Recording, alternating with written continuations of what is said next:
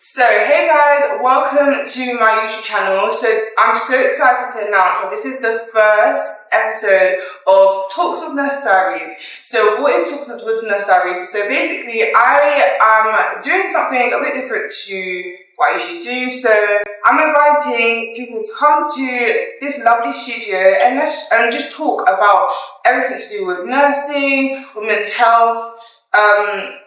So today I'm so lucky to be joined by the amazing Alexandriaagrace, and just explain who you are. Hi guys, my name is Alex, or Alexandriaagrace, some people know me by. I have done content creating in the past, and I'm a registered pediatric nurse, but my main background is in neonatal nursing and aesthetics as well.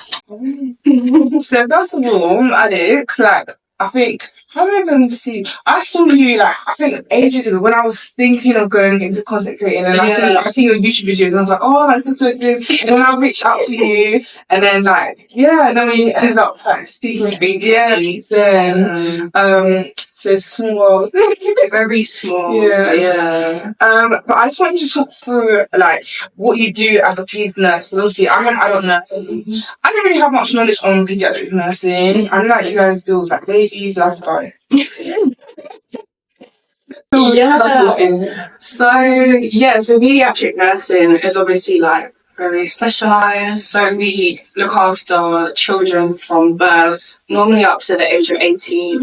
In some places it is different because it can fall under the category of young people, which can go up to 25, particularly. Oh really? Yeah, certain learning disabilities or anything like that. But that's not really. It's normally 0 to 18. Sometimes 16. Normally children will transition to adult services after 16, 17. But that's it. So in Paeds your caseload can be full of even 17-year-olds. You've got a whole range. So there's a lot you need to learn about how different conditions present in different age groups and things like that. So it's very specialised. So why did you decide to choose peds nursing? So to be honest with you, I thought I just can't look after adults. I just can't do it. I was I've always when I was in sixth form and stuff, and I was thinking about what I wanted to do, and there was all different sorts of career paths I wanted to go down. But then I was just thinking I don't know. I always wanted to do something to do with children, so nursing became an option. I did think about midwifery, but then I thought, let me try peds nursing. It kind of just went from there really, and I don't regret it. Can I just ask, if you weren't doing peds nursing, you said you were just thinking of a different career path. What would you?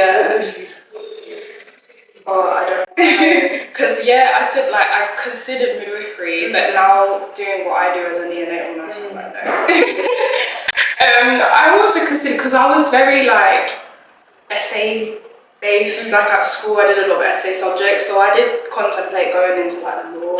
That's so scary, because literally, that was me as well. Really? And I was thinking peds nursing or law. Oh my God. And I God. literally went to a talk in sixth form. I think they had I don't know what it was, different universities came, and I listened to the law talk and I listened to the nursing talk. And I felt the nursing talk was so much more interesting, and it was more interactive and stuff like that, and that was literally the reason I went to nursing. Oh wow. Yeah, it was a 50-50. Okay.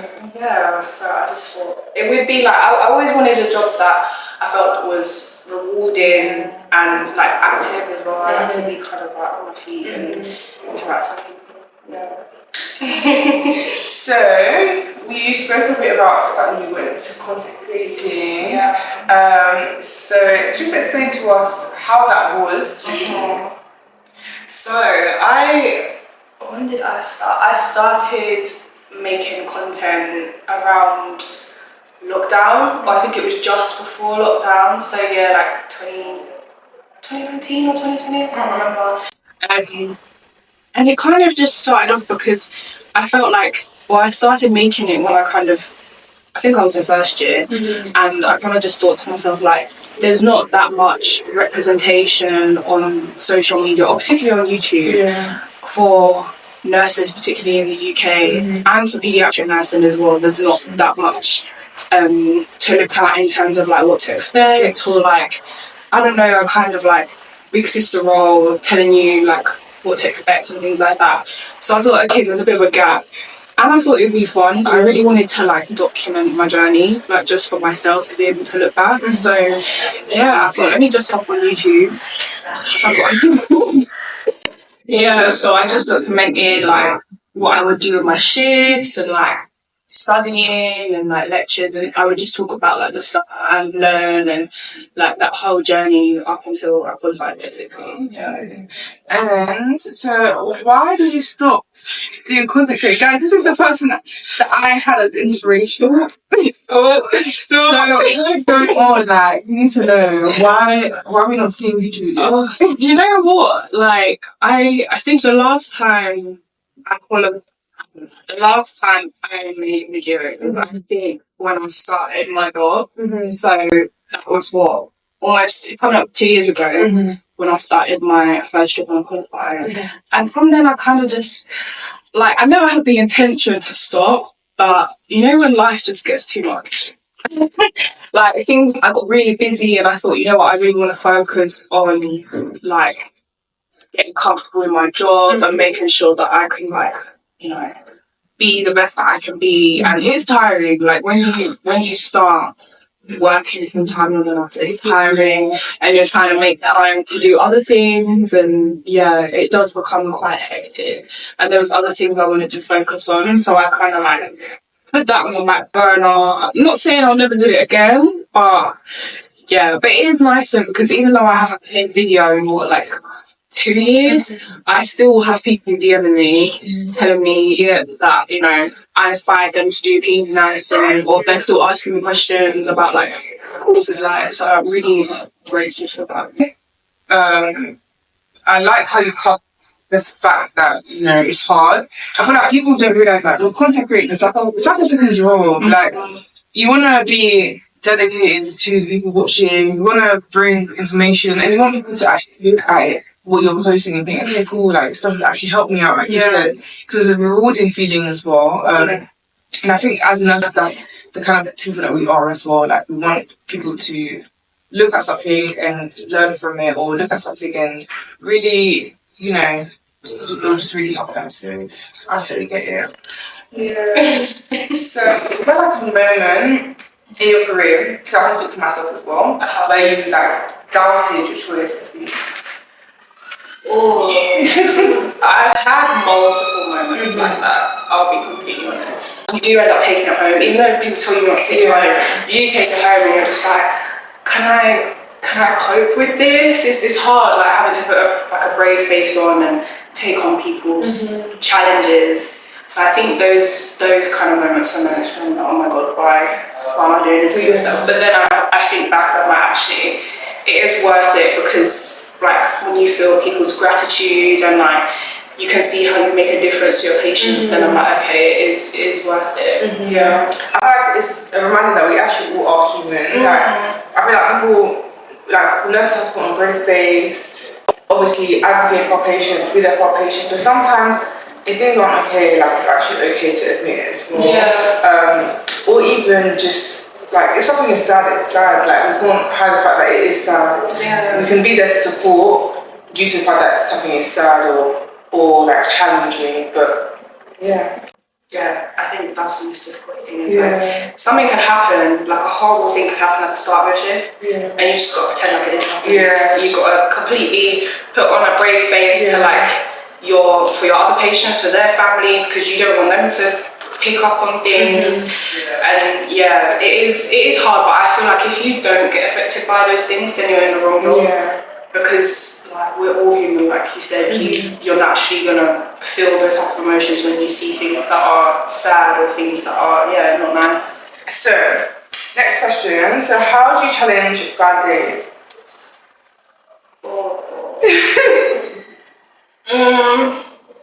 I think if it's like during a bad shift or something like that, sometimes I just have to remove myself from the situation and just have a breather, because like in my job, like I work in neonatal intensive care, so it's not like on a ward where you can just sit at the nurse's desk and like relax for a bit, your patients are okay. Like, I'm in that room for 12 and a half hours. I can't, you know, there's always got to be a nurse in the room. You can't leave your patients unattended, obviously, because they're very, very vulnerable little people. So sometimes staying in that room constantly, and there's a lot of bad things happening or stressful things happening, plus there's like a million alarms going on at once, people talking.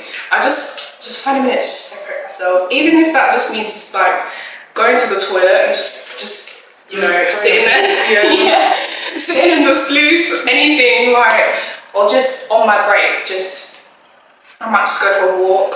I find like going outside really helpful, because I think sometimes if you are just on the unit, on the ward for like the whole shift, it's just a lot.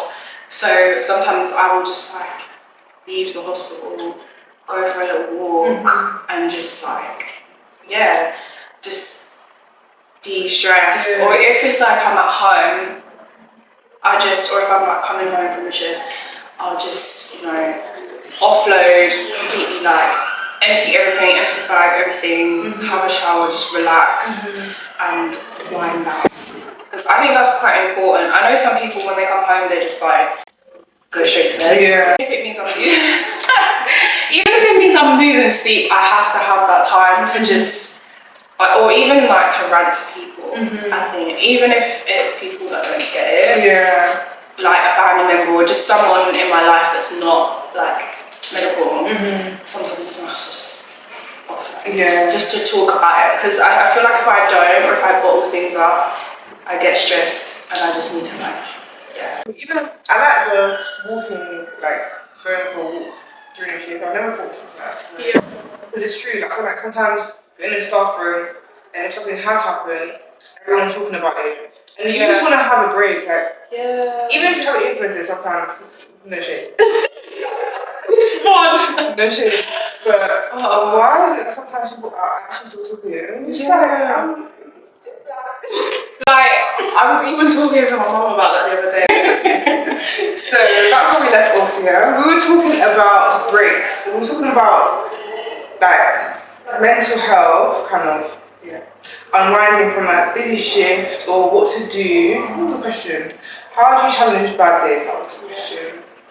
And Alex covered things that she would do to challenge a bad day, such as going for a walk whilst on her shift, or when she comes home, just unwinding completely, which I said I don't do, unfortunately. Which I should, but And we also covered break times. So you said you go for walks, and that's really good. And I said that's really good because I never thought something like that. Like, I'll be in the staff room, and sometimes if something hectic has happened, I feel like we as nurses tend to always like talk about it whilst on break. So it's like we never actually left the situation. If that makes sense. And you're still stressed out about the situation.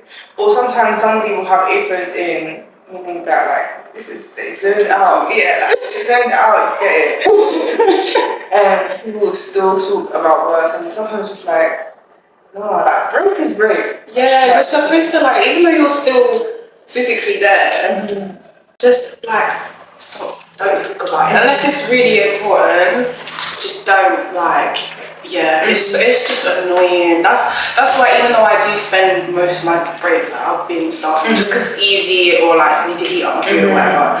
But you can still hear the alarms from the staff room. You can like, if the emergency buzzer goes off, you can still like, you're still in that environment, and then you can, even if you listen to other people's conversations about like what's going on, people talking to you when you're deep in your music or whatever, I don't know. So it is nice to just offload, but then it is hard either way. I think that is quite a nice thing to do. What I do like about my workplace is they're very good on breaks. Like, you need to take your break, and they'll be like, go for your break. Which is, because it's important, like, you need that time to fuel yourself and to just relax. Especially if it's bad, like you're having a bad day, to then come back with new to new energy and just get through the rest of it. True. Yeah. Yeah.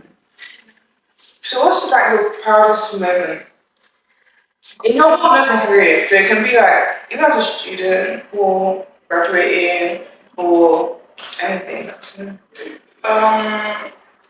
Yeah, thinking about this question is like, what do I say? I still don't I feel like there's so many little things, like, firsts, I think, like, or I'd say, obviously, like, the main one would be graduating, because training through a pandemic, not easy. Not easy, like, that was, honestly, and it's a very, very difficult degree, like, you go through all sorts of things, and then it's a lot. So if you're going through that now, just please commend yourself, because it's not easy at all. Just little first, like I think I look back at when I first started my job, because I've stayed in the same job since I qualified, and looking back at like how almost not clueless, but how little I knew in comparison to now, like I've been able to build up my confidence in looking after like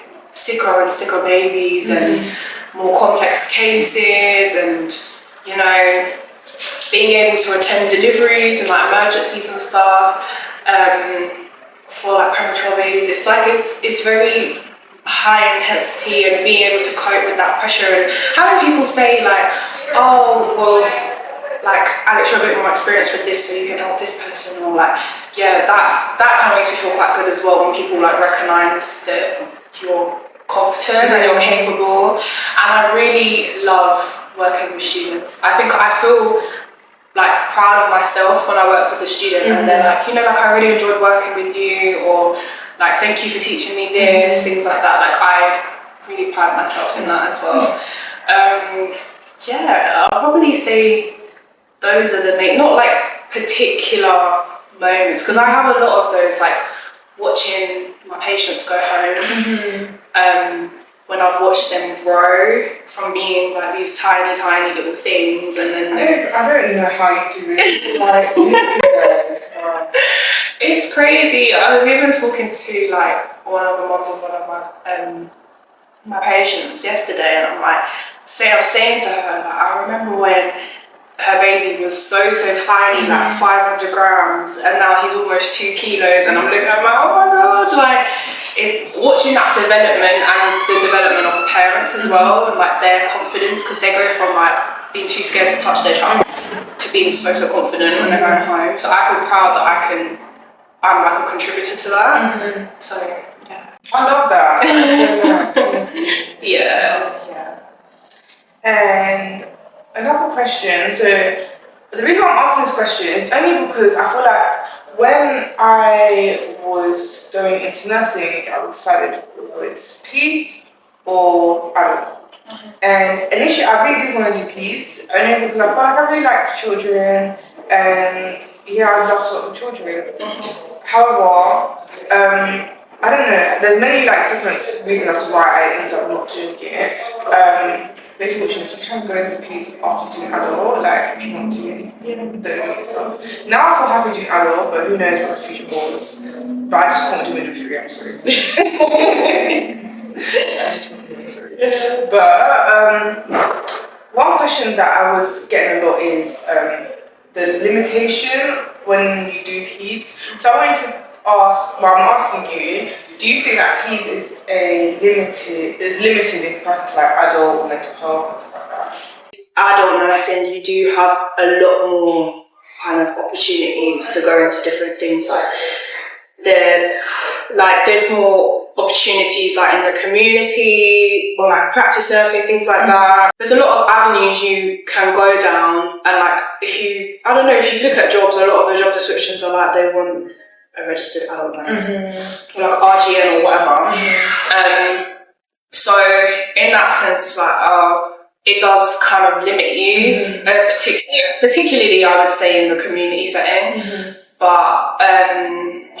But no, I think like nursing has evolved so much to the point where there are so many like niche roles within paediatrics. Like there's a lot more community-based roles now, like a lot of, just kind of trying to get kids out of hospital. So yeah, there's a lot of community roles that are out. There's so many things you can do, and there's a lot even within the hospital as well. And then obviously, like, I'm a neonatal nurse, but you don't have to be a paediatric nurse to be a neonatal nurse. A lot of my colleagues are adult nurses. Is it? Yeah, a lot of my colleagues are adult nurses. So if that is something you're interested in and you're thinking, I don't want to do peds, you can as an adult nurse, yeah. But yeah, I think, yes, in comparison to adult nursing, but no, there are a lot of avenues you can go down. Like, there's a lot of youth work you can do, a lot of mental health stuff you can do, peds nursing, like you can work with CAMS, you can do a lot of stuff with youth working in schools. Like there is a lot. It just depends on what you want and what you like. Very well. To be fair, I'm not going to lie, I've been seeing quite a lot of like jobs, and it's actually been paediatric, so it's not been adult side. So I do agree with that actually. And now we're going to talk about the other stuff that Alex does. Since you've been doing content creating, now just talk us through what you're doing at the moment. Okay, so as I said, I stopped content creating.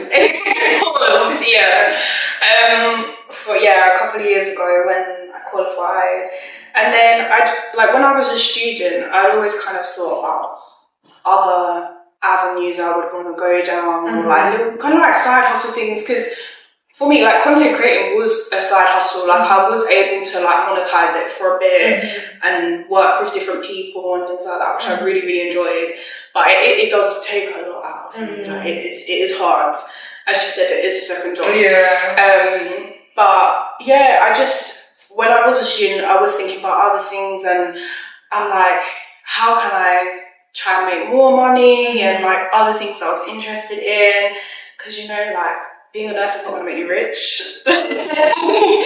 So you have to think of other things. Like, so I kind of was interested in aesthetic nursing.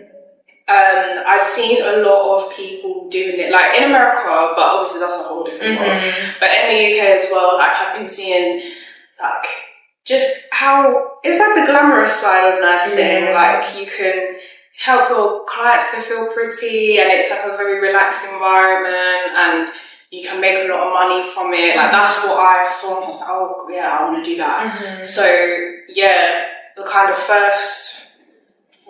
in like the first year of me being qualified, I was like saving up to try and like do a course. So that's what I did. So a year ago I trained to do aesthetics. And then I started a little business. So that's what I shout it out, girl. APD Aesthetics on Instagram if you want to follow me. So I started that about a year ago. And I just do that on the side because I still work full time. I was like, I'm not in a position to take a risk and plunge myself into it.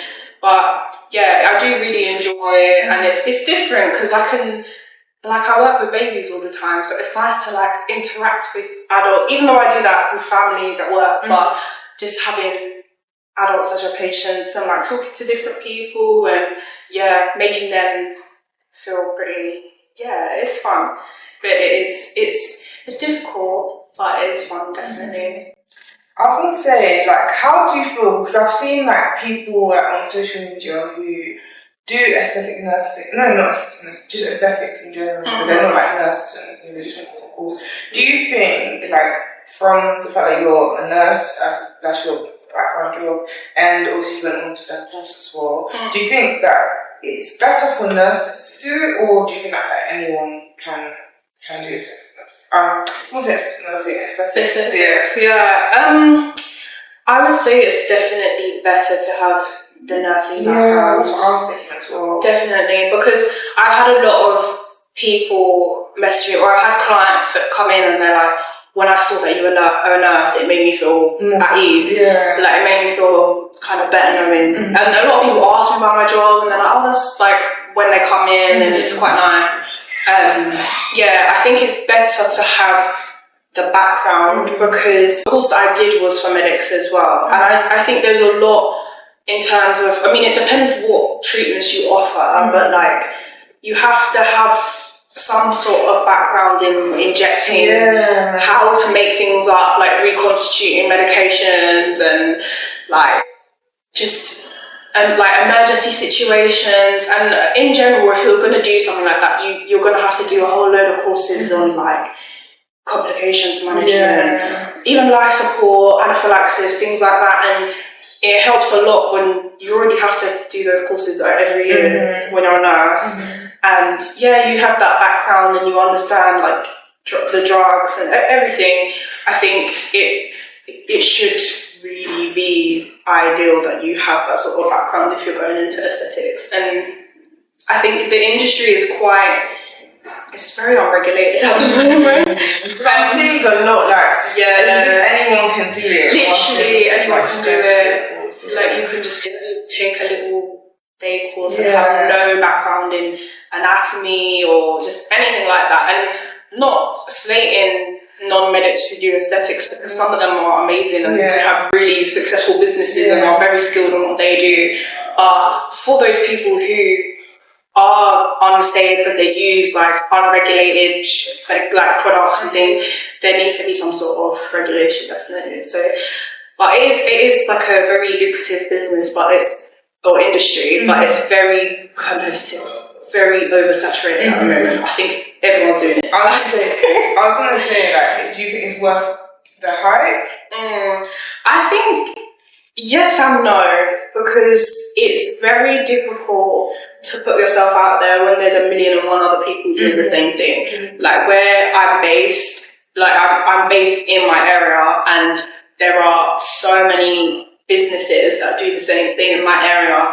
So it is difficult to put yourself out there and to, grab hold of clients. But one thing that does help is the fact that I'm a nurse. But it is hard in that sense, difficult. And even I find it difficult, like balancing it. I'm trying to like put myself out there, but I do enjoy what I do, and I do want to try and put more effort into it. You're doing really good though. Because even that, I have to create content for that, and it takes. That's another reason why I want to slow down my YouTube, because it's like I have to do both, and it's like a lot making content for that as well. But I get people messaging me now, or people that come from my YouTube or from aesthetics, and they're like, "Oh, I'm a nurse, I want to start aesthetics," and I've inspired them to start aesthetics or whatever. So it is nice to still be able to document things, but do your research. If you want to go into it, definitely do your research on courses and like credibility and things like that. But I would definitely recommend. Sounds good. And last but not least, what is next for Alex? What is next for me? I don't know, to be honest with you. I'm not sure. I think I've just completed a course with work, so I'm looking to hopefully progress with that, like within the job where I am now. But I'm also very much open to exploring different aspects of nursing and Paeds or neonates or whatever, and growing my business as well. But who knows, maybe I might jump back on YouTube. You never know. You never know, because a lot of people are getting on to I'm just going to see where life takes me, really. But I'm excited for the future. I feel like there's so many opportunities within nursing. Definitely. You never know when something's going to come up, and it's important to like network and speak to other people and get other people's experiences, and they might inspire you to like have a whole different like job change or go into a new specialty. So I'm just gonna see where life takes. I love that. And advice you say for like students or opportunities? So my advice to students would be just don't give up.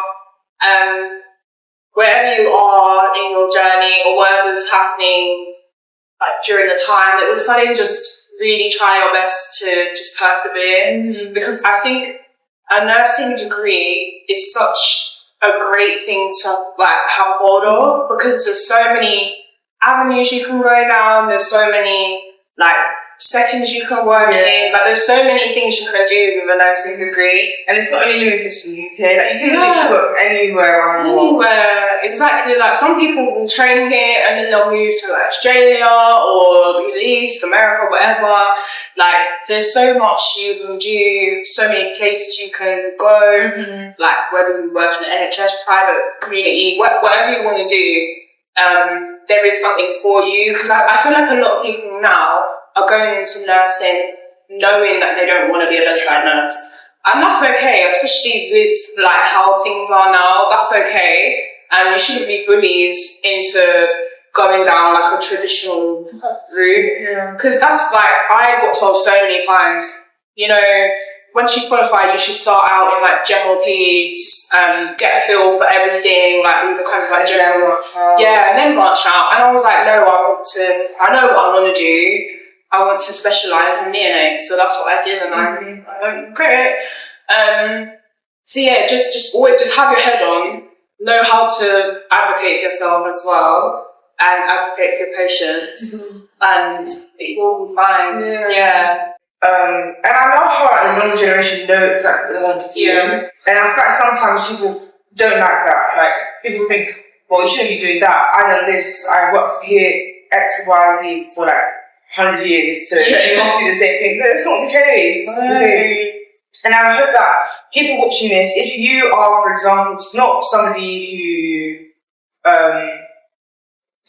if you are somebody who maybe has worked in the NHS or has worked in the private sector for many years and are watching this, I just hope that you are open to change. I feel like the younger people bring change, and it's important because this is the future that we're going into. Like, these people are going to be working for maybe a long period of time or in something, maybe not bedside nurse, but something else. So it's important to accept and want change because it's always going to be better anyways. But yeah. Thank you so much, Alex, for joining me on the first episode of Talk to Nurse Diaries. Videos will be released every other week. So this week I'm with Alex, next week I'm doing my normal nursing content, and then the week after that I'll be joined by someone else. So make sure you subscribe to this channel, make sure you follow Alex on her social media platforms, and follow her business as well. And yeah, I'll see you in the next video. Thank you guys for watching. Bye. This is actually scary.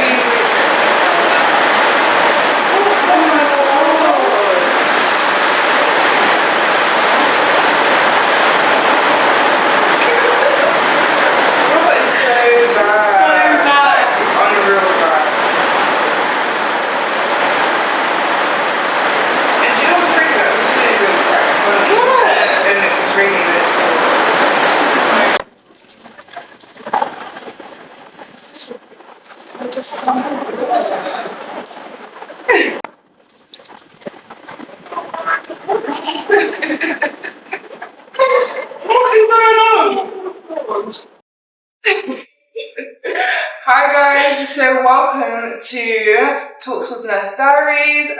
If you guys don't know, okay, sorry. Camera set. Okay.